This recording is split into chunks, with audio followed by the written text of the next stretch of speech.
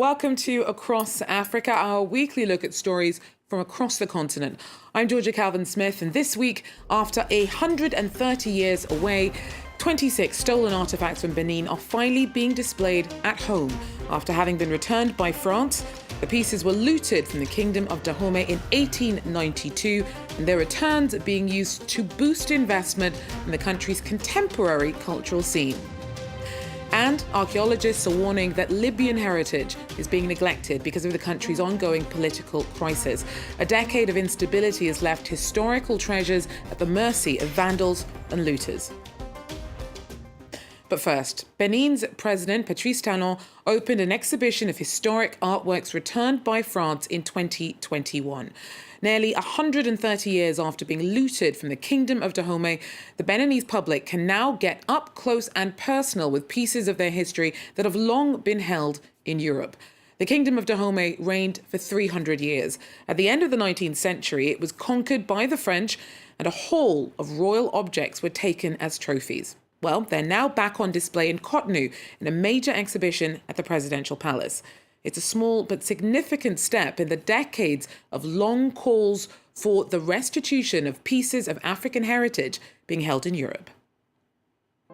On November 17, 1892, after several weeks of violent fighting, France's Colonel Dodds directed soldiers to lay siege to the Kingdom of Benin, one of the fiercest resistors to French colonisation. As spoils of war, its heritage was plundered, including giant carved wooden thrones, sacred doors, statues of the god Gu, and those of the kings of Glele and Benin. Shortly after his election in 2016, Benin's president Patrice Talon demanded the restitution of all artefacts looted in Dahomey by the French colonial troops. At the time, former President François Hollande categorically refused the request.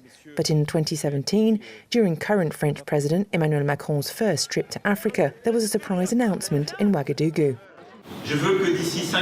I want the conditions to be met within 5 years for temporary or permanent restitution of African heritage in Africa.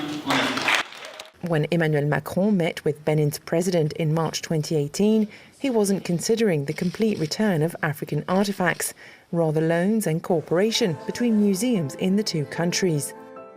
A few months later, Senegalese and French academics Bénédicte Savoy and Felwine Sarr released a report on the sensitive issue of restitution. This prompted Macron towards the decision to finally and absolutely return ownership of 26 works to Benin. It took several months for the French Parliament to approve the restitution, but that hurdle was finalised on December 18, 2020. For the last time, the classical art of Benin was exhibited with great fanfare at the Quai Branly Museum before the transfer of ownership was signed between the French and Beninese ministers of culture. On the eve of their departure, Emmanuel Macron and Patrice Talon ratified the return of 26 royal treasures of Abomey. It's the entire Beninese people who express their gratitude. I'm confident that it will not stop there. I have the assurance that very soon, since you have instructed the legislative work, the rest will know the same fate as the 26 works I take with me. The next day, and after almost 130 years of forced exile, the royal treasures of Benin made a triumphant return to their native land. So the exhibition of the pieces at the Presidential Palace in Cotonou opened on February 20th. But it also consists of the work of 34 contemporary Beninese artists. France 24 caught up with one creative, Marius Dansu, who says that this link between past and present is enormously important to the country's sense of identity. I'm twisting this iron to make a pattern. This is a project that covers African heads of states. I made an installation which I called Graveyard of African Heads of States. And the whole thing basically told the history of Africa. Because one thing that I realized was that a lot of people don't know much about the continent's history. In that installation, I had set up a few traps by including flags of countries that no longer exist. And a lot of people were unable to recognize them. So what I wanted to do was to encourage people to go and do more research and find out more about those countries.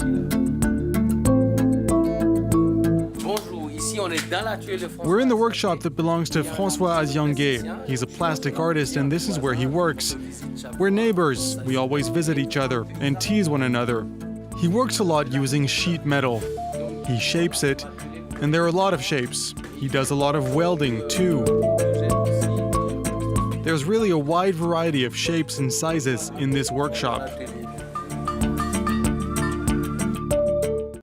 So even though the return of the ancient works were celebrated as the reclaiming of a unique part of Benin's history, they also mean a lot to other African post-colonial nations that are still pushing hard to get back pieces of their stories and heritage from Europe. Whilst at the opening in Cotonou, I spoke with pioneering Nigerian curator Azu Nwagbogu, the founder of the African Artists Foundation. Now, he travelled to Benin for the historic moment, which he says is important to the cultural legacy of the entire continent. I didn't expect to feel emotional about it, but it's an overwhelming feeling of joy and pride, and also a little bit of embarrassment, as someone explained to me that you have a sense of celebration that you've got your possession back somehow, your heritage, the object that define your sense of place and being in the world. And you're almost embarrassed to celebrate it because, it's been taken away from you for so long, but we take what we have and we're happy with it. And I think it's a really momentous occasion. And what you talk about looking forward, it's such a brilliant idea that the exhibition has been supported by a contemporary art representation that really fits the return. I mean, this work by Emo de Medeiros is a perfect example of that amalgamation of ideas and a continuation of art history. Emo's work really combines traditional art forms with contemporary art forms and also futuristic art forms. The AI interpretation of spirituality in Africa is really what he captures in this work. So I think the entire exhibition is so thoughtfully done and so relatable that I think it's one that anyone from the continent and beyond can really relate to.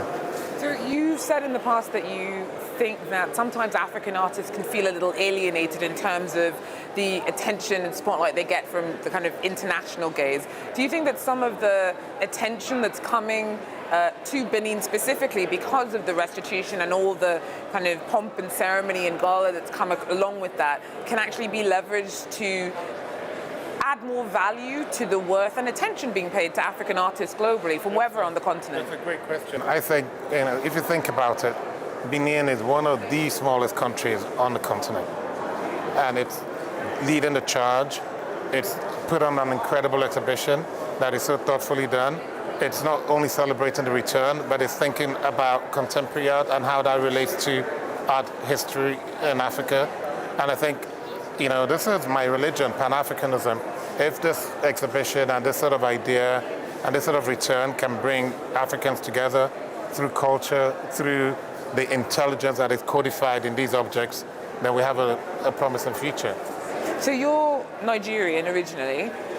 Do you think that the significance of the return of those 26 strikes as much of an impact in, let's say, Anglophone countries or Nigeria as it does? Absolutely. I'm here with a whole bunch of people from Lagos, from Dakar, we have Francophone Africa, from Accra as well, Ghana. Art is a universal language. Visual culture is such an intuitive and instinctive way of learning that everyone can relate to it, regardless of the colonial problem of being Anglophone or Francophone.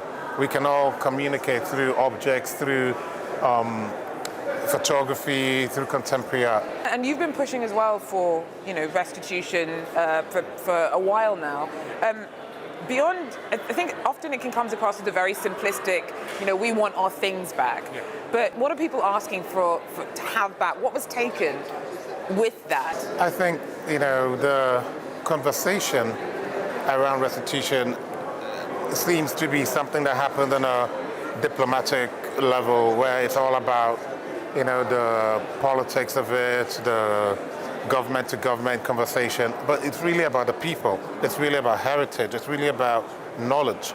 If you look at a lot of the objects over there, there's a sense of pride. I've seen people in tears. I've seen people really feeling like they've been recalibrated somewhat just by being in the presence of those objects. And this is what, art can do. That feeling that you are at home, it's something that generations of your own people have made and have codified knowledge in those objects and created objects not just for spiritual exaltation, but also for fun, for play. You know, there are objects there that, you know, parents use to instruct their kids. And so I think it's beyond just the return of these objects. It's beyond just saying we have these things back. But it's also the sense that we can begin to realign ourselves, recalibrate ourselves to shape a new future for Africans. Thank you very much. Well, from Benin's heritage to that of Libya's, where over a decade of conflict and instabilities left some of its most precious antiquities at the mercy of smugglers. Archaeologists warn that the ancient city of Cyrene has been neglected by authorities long caught up with the country's post-revolutionary crisis. Laurent Berstecker has more. On Libya's northeastern Mediterranean coast lies the ancient Greek city of Cyrene. Founded more than 2,000 years ago, it's one of the crown jewels of Libya's cultural heritage. But besides this small group of tourists, there are no visitors in sight. صراحة مكان جميل ورائع والحق يعني واحد يجي حتى النفسية ما شاء الله يعني تريح واحد لكن صراحة فيه إهمال واضح للمكان. يكون في معلم سياحي زي هذا عالمي يعني. Like many historical sites in Libya, Cyrene has been forgotten by the state. Some of its walls are now covered in sprawling graffiti, and many of its pillars and statues have begun to waste away. The site has also been repeatedly looted, and its valuable artifacts smuggled out of the country. For Fatih al-Sahili, an archaeological researcher who wrote over 20 books on Libya, the situation is the result of years of neglect by the government. ولا عندنا بوليس سياحي ولا عندنا إرشاد سياحي ولا عندنا ناس تحمينا ونحن بلاد يا تحفر يطلع بترول يطلع آثار ربي عطانا عالم ولكن نحن ما عرفناش نحرص عليه وما عرفنا نحميه وللأسف الشديد إن واحد يموت وفي قلبه غصة. Experts say Libya's inability to protect its historical treasures may come back to haunt the war-torn country. With more resources and maintenance, UNESCO World Heritage sites like Cyrene could become world-famous tourist attractions and draw visitors from across the world. Well, that's it for Across Africa for now. Thanks for joining us, and do so again if you can. Till then, take care.